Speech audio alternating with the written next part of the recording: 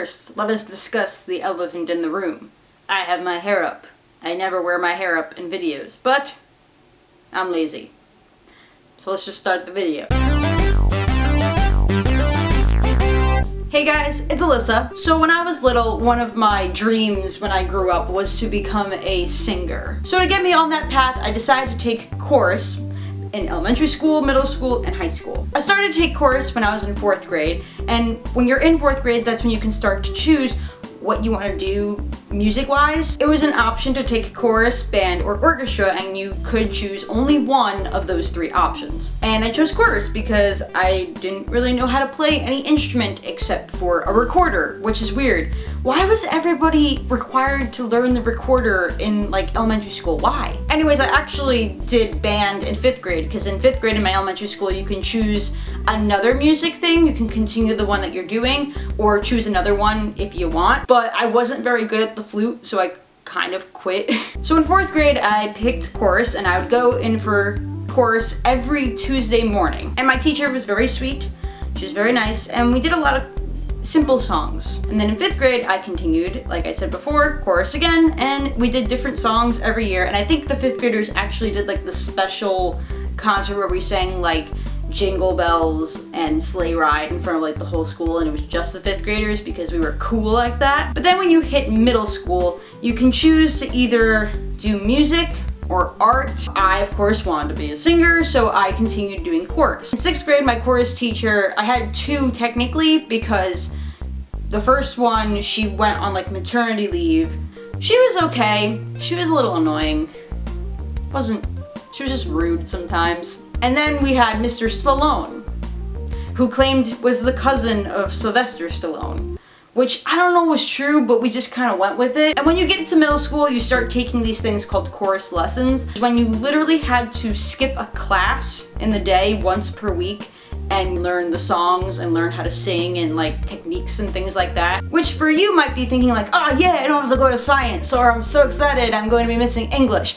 But chorus lessons were the boringest thing I think I've ever had to do in middle school. And you got yelled at when you didn't know the words to the song, especially when it got closer to the time of the concert and you still don't know the lyrics. I mean, I probably did know the lyrics by then, but there were people in my group who didn't, and then I would just push our lessons to like the brink of like, I'm just feeling so much pressure right now, stop. And then in 7th grade you go to another chorus teacher, and he teaches 7th and 8th grade. And my teacher then was also kind of annoying with the singing stuff. I mean, I get it, you're doing chorus and this is a passion that you want to pursue. I mean, middle school, you gotta think about your life and things like that. But I don't know, I think sometimes he just took it too seriously and he would annoy everyone. So in 8th grade, I decided to try out for one of the solos for one of the concerts, and I actually got it. And you had to go to special chorus lessons for these solos, because why not? I prepared myself for my solo. I knew exactly what I needed to sing, I knew exactly when I needed to sing it, and I knew my cues of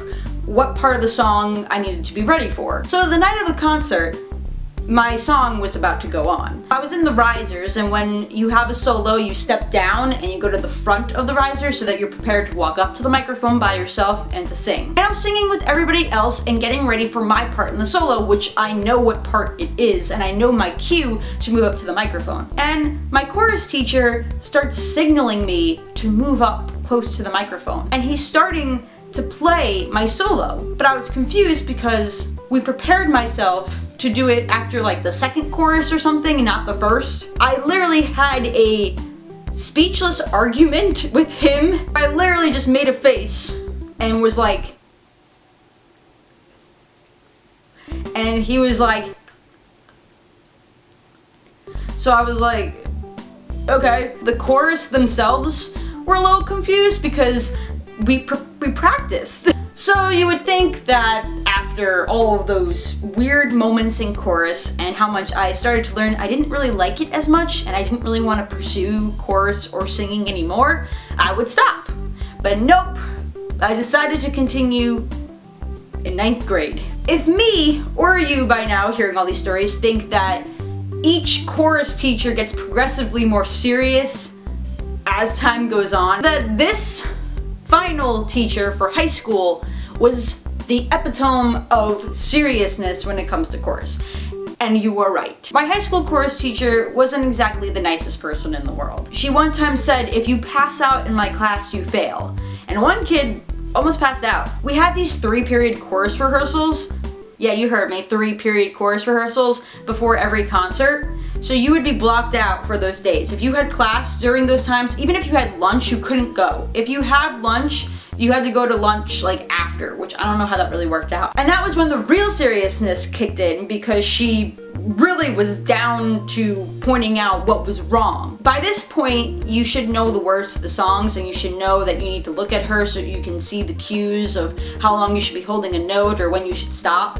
And she knows if you looked away, because I think I looked away from her for like a second just to like, you know, adjust my eyes. She stopped the song, came over, pointed at me, and said, "Look at me, look at me." Then she walked back to the piano and said that we needed to start the whole song over. Every time we would mess up, we needed to start the whole song over. Because I didn't really like her, because I didn't really like the whole atmosphere of chorus anymore, I quit. Once you give up music, what are you supposed to do? Well, you move on to art. And in my high school, we didn't have just like regular drawing art, we had video. So I took a media class my sophomore year, and then my junior and senior year, I took a video class, and I learned how to make different short films and edit. And that kind of pushed me to college and to where I am today. So quitting chorus obviously had its positive impacts on my life, since I am here talking to you. But I always wondered, if I continued taking chorus lessons and I learned how to properly sing, would I be super famous? Would I be on Broadway? Or would I be a YouTuber who does covers?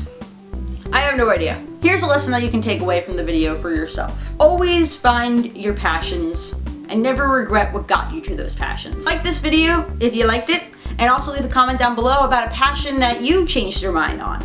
Did you decide to do something and then you were like, not for me, I'm not going to do this anymore, and then it changed your whole life? Let me know. You're awesome, I'm awesome, and thank you for watching this video. And if you want, you can press subscribe to find out when I post videos, which is every other week. And if you want to hit the notification bell, go right ahead. It's cool. If you want to follow me on all my social media, it's all in the description box below. Go there, follow it, like it, all that good stuff. And I will see you guys around, okay? Bye. Woo!